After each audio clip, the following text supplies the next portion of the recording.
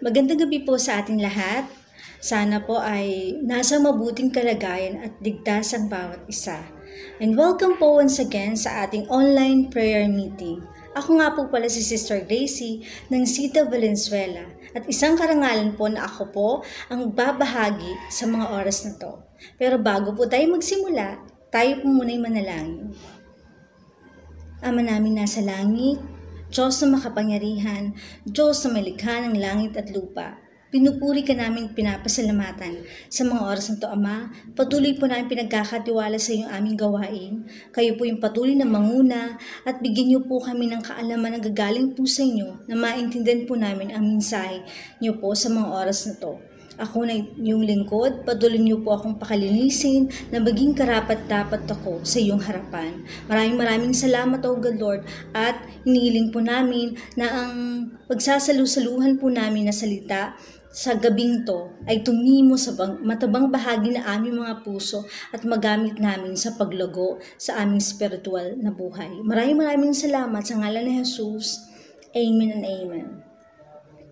Ayan, amen.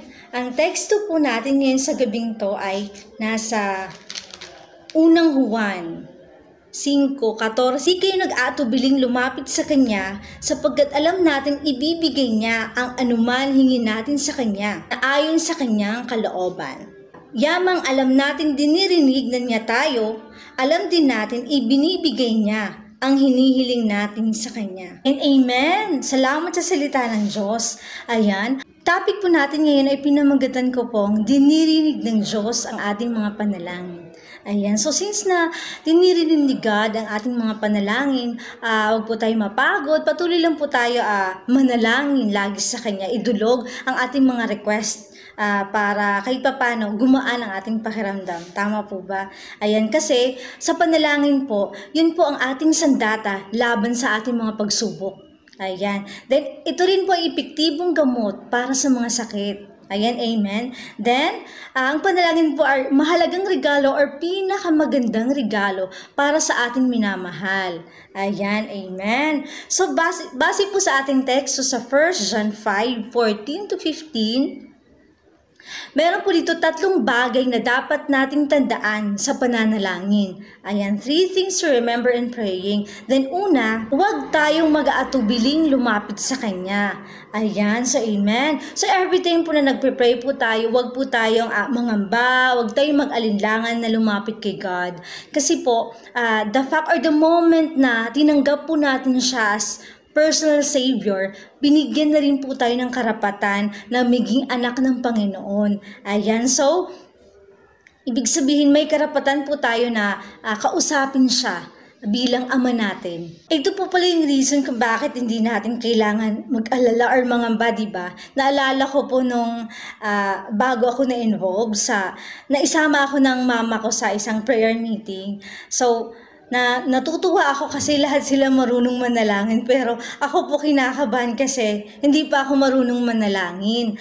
Ayan, pero kung nabasa ko po yung word na to or yung verse na to, ayan, siguro malaking tulong po. Malaking tulong kasi nga naman dapat pala every time na nanalangin tayo kahit bago pa lang, confident tayo, hindi tayo mag-atubiling lumapit kay God kasi nga ama nga pala natin siya. Ayan, para sa magulang, diba? Ayan, so, sa tayong mga anak, every time lumalapit tayo sa ama natin, sa parents natin, so pag humingi tayo, diba, hindi tayo nag-atubili. Ayan, ganun din po, every time na nanalangin po tayo, huwag tayong mag-atubili, huwag tayong mangamba, mag-alinlangan, kasi nga po, dinudulog lang natin sa ating ama yung ating mga request.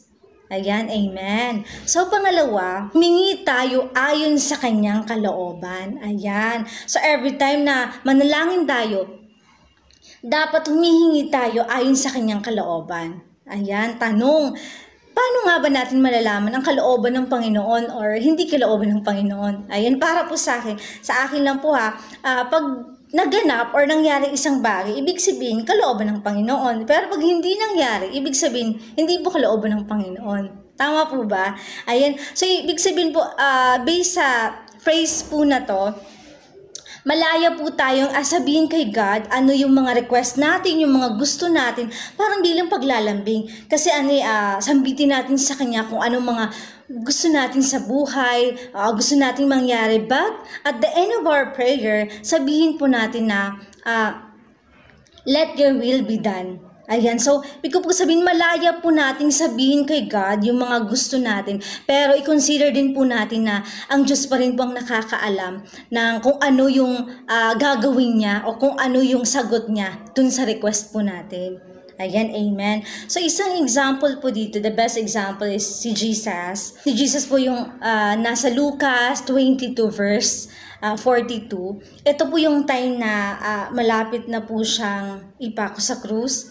Ayan, so diba? So, ang prayer po dito ni Jesus, ating Ama is, sabi niya, Ama, kung loloobin mo, ilayo mo sa akin ang kupang ito. Ngunit huwag ang kalooban ko ang masunod, kundi ang kalooban mo.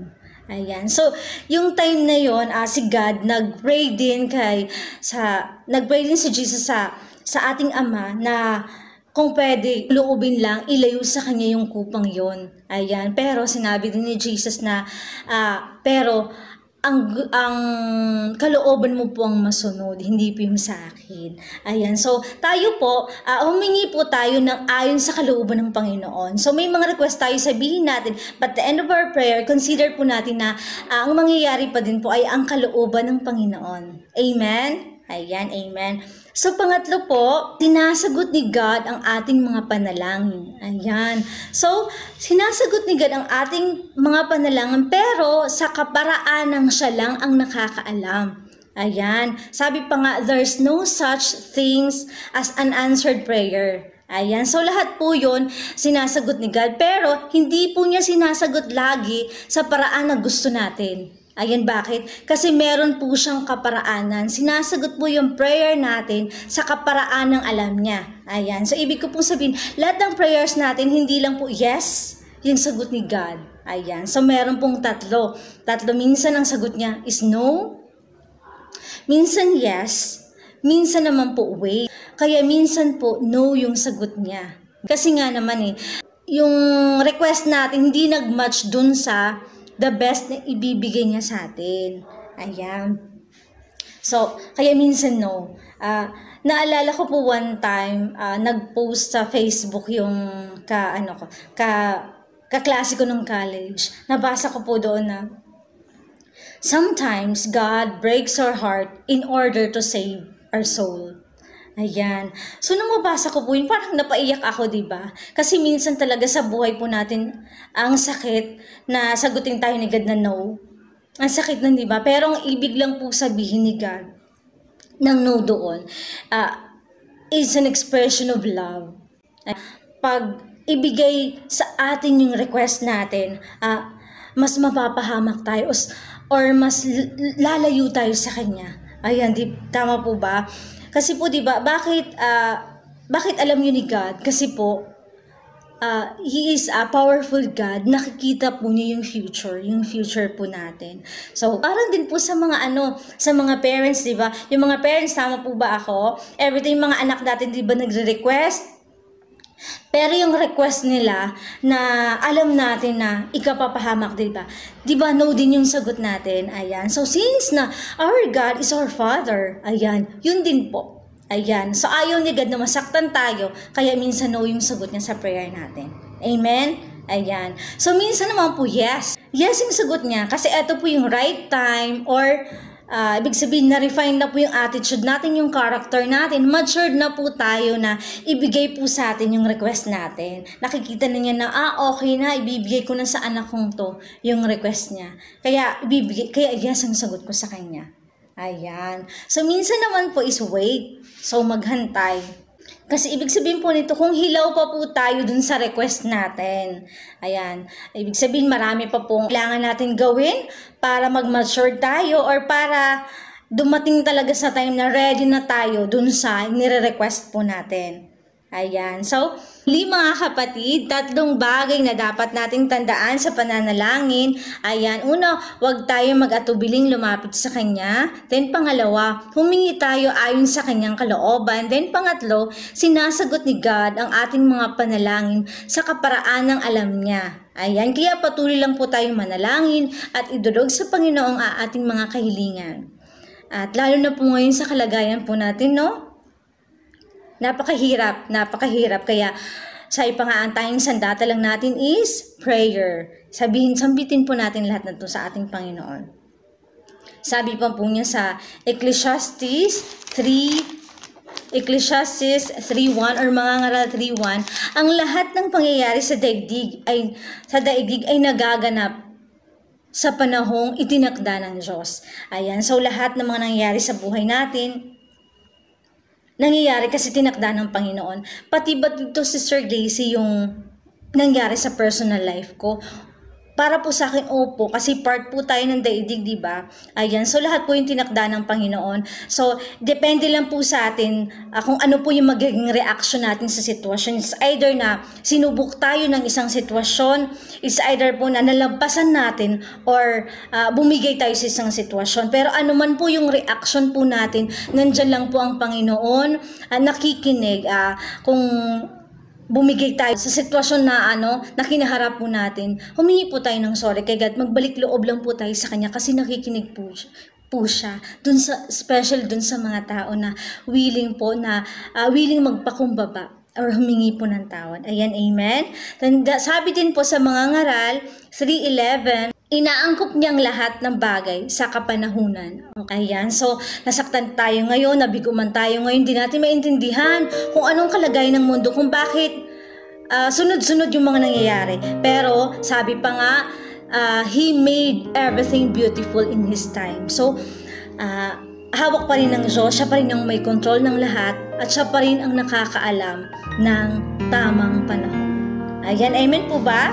Ayan, amen. So, tayo naman po dumako sa ating mga prayer request. Prayer items po natin, makikita po niyo dyan sa screen. Ayan, so, para po sa ating panalangin, tayo po muna yumuko at manalangin. Ayan, Ama namin nasa langit, maraming salamat po sa salita na inihayag niyo po sa gabing to. I pray na magamit namin yun sa pagharap namin sa pang-araw-araw na buhay, Panginoon, at makatulong yun para sa paglago ng aming spiritual na buhay. Maraming salamat po, at minsan pa, Ama, patuloy po namin tinataas sa inyo ang kalagayan ng aming bansa. Kayo po yung patuloy na kumilos sa aming presidente, ganun din po yung kanyang mga government official. Bigyan niyo po sila ng kaalaman na nagagaling po sa inyo para sa kapayapaan ng bansang Pilipinas. Kayo po yung patuloy na mangungusap sa aming presidente na bigyan niyo po siya ng kaalaman kung paano maitatakbo or paano harapin yung problema na kinakarap ng aming bansa. And I pray, O God Lord, sa mga government officials, O God Lord, bigyan mo po sila ng pusong masunurin, O God Lord, na sumunod po sila, Panginoon, hindi po batikusin ng aming presidente doon sa mga plano ng aming presidente na ikagaganda or ikauunlad ng aming bansa. Maraming salamat. And Lord, pinagkakatiwala po namin sa inyo mansagyan ng aming bansa na maging COVID-free na po ito. Lord, ikaw pong aming makapangyarihang Diyos na kayang gawin po ang lahat, Panginoon. Maraming salamat dun sa ibibigay niyo po sa amin na COVID-free na po kami, na lahat po ng mga may sakit gumaling na po, at the same time mawala na po yung salitang COVID po sa panahong ito, Panginoon. Maraming salamat. At Lord, patuloy din po namin tinataas ng mga churches ng Crisis to Answer Families. O God Lord, i-protect mo po ang bawat isa po sa amin. Kayo po yung patuloy na magbigay po sa amin ng proteksyon saan man kami pumunta, hindi po kami mahawa dun sa mga viruses. At the same time, Panginoon, palakasin niyo po ang aming mga katawan para malabanan namin yung mga viruses, Panginoon. Maraming salamat. And I pray, O God Lord, dun sa bawat pamilya na mga at workers, at members, O God Lord, Lord, you are our God, O God, Lord, na mayamang Panginoon. Lord, humihingi po kami ng grasya na gagaling po sa inyo. Yung favor, O God, Lord, na patuloy nyo pong ibigay sa bawat isa. Yung special dun sa mga nangangailangan, yung nawalan po ng trabaho, Panginoon. Maraming salamat, O God, Lord. At Lord, yung mga workers and members, O God, patuloy niyo pong pag-alabin, Panginoon, na hindi po sila mapagod, bagus, Panginoon, mas maging matapang, mas maging maalab pa po sila na gumawa ng gawain po sa inyo. Patuloy niyo pong i-bless ang bawat isa po sa amin na makinig kami sa mga gawain po ninyo para at least kahit paano lumago kami sa aming spiritual na buhay. Inihiling din po namin, O God, Lord, nanalangin din po namin lahat ng mga kapastoran at ang kanilang mga pamilya, Panginoon. I-protect mo po ang bawat pastors po namin, Lord. At Lord, hindi po namin alam kung ano pong pangangailangan ng mga pastors po namin, Panginoon. But Lord, this time, O God, Lord, patuloy po kaming humihingi po ng habag po sa inyo, Panginoon. Kayo po yung kumilos sa mga kapastoran po namin, O God, Lord. Lord, open the windows of heaven, O God, and pour out your blessing, O God, Lord. Hindi lang po ng financial, Panginoon, more and spiritual, O God, Lord, and emotional, Panginoon. Lord, kayo po nakakaalam si struggle ng mga pastor, Panginoon, kung ano po yung kalagayan ng mga churches po nila, Panginoon. Pero, Lord, ikaw ang Diyos na makapangyarihan at wala pong imposible po sa inyo, Panginoon. Lord, patuloy niyo pong ipadama ang iyong pagmamahal sa bawat kapastoran, Panginoon, sa pamamagitan, O God, Lord, ng mga nasa paligid po nila, Panginoon. Patuloy niyo pong yakapin, maramdaman po nila yung yakap na nagagaling po sa inyo, Panginoon. Maraming salamat, O God, Lord. I know, Father, na hindi mo po pababayaan ang iyong mga lingkod. Maraming salamat. Pati rin po yung mga family po nila. At inataas din po namin, O God, Lord, Dulatas family. Kayo po yung patuloy na kumilos sa buhay ng aming pastor, si Pastor Tom Dulatas, patuloy po ng kanyang asawa, ng kanyang mga anak, Panginoon. Ibigay po yung blessing na gagaling po sa inyo, Panginoon. Kalakasang physical, O God, Lord. I pray, O God, Lord, na kayo po yung patuloy na magbigay sa aming pastor, si Pastor Tom, ng kaalaman na gagaling po sa inyo kung paano po niya may ipatakbo ang ministry, O God, Lord, ng Christ Answer. Maraming salamat, Panginoon.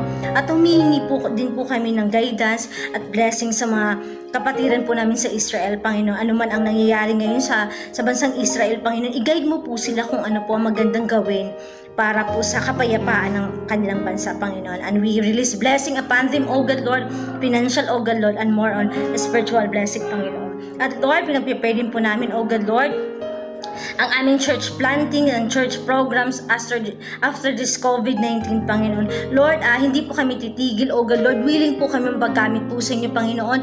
I pray, O God, Lord, na bless mo po, bigay mo po yung kaalaman na gagaling po sa inyo, yung vision, O God, Lord, sa pastor po namin, sa lahat ng mga kapastoran po namin, para po. And Lord, we ask, O God, Lord, financial blessing sa mga oras na to, especially doon, O God, Lord, sa mga tao na nawalan po ng trabaho. Lord, you are our source of everything, Panginoon.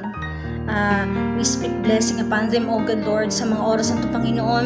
Gumamit ka po ng tao. Send your angels, O God, Lord, para pumunta po sa kanila at ipaabot po ng tulong na gagaling po sa inyo, Panginoon, sa mga nawalan ng trabaho, Panginoon. I know, O God, Lord, na meron ka pong ibibigay na mas magandang trabaho for them, Panginoon. Maraming salamat, Panginoon. At Lord, patuloy din po namin pinagpipray, O God, Lord, ang lahat ng manggagawa sa inyong ubasan, Panginoon. Patuloy po na palakasin at magkaroon po ng pagkakaisa, magkaroon ng isang kaisipan, O God, isang goal, Panginoon. Yun lang po maparangalan ang iyong pangalan, Panginoon. Maraming salamat. At dun po sa mga kapatiran po namin na may dumadanas ng health challenge, Lord, we pray for a complete healing and fast recovery po sa mga oras na ito, Panginoon, sa buhay po ni Sister Emma, Panginoon, even, O God, kay Brother Joseph, Panginoon. Maraming salamat. Lord, sa lahat ng bumubuo ng Christ Answer family po, kayo po yung tugulo. Ang lahat ng ito ay dinudulog po namin at inalalapit po namin sa iyo, Panginoon. Lord, we trust in your power, O God, Lord. Kayo po yung patuloy na kumilos sa buhay po namin. Pinagkakatiwala po namin sa iyong lahat. At salamat po sa kapayapaan, salamat sa pagsagot sa aming mga prayers, Panginoon. Ito po ay aming samot dalangin sa ngalan ni Jesus. Amen and amen.